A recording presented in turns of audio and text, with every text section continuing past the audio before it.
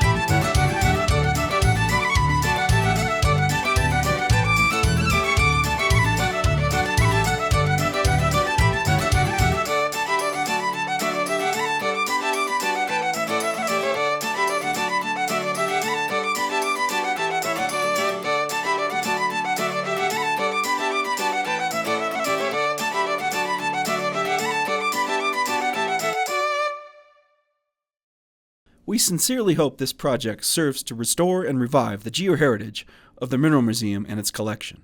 Geoheritage is certainly about more than rocks and minerals on display.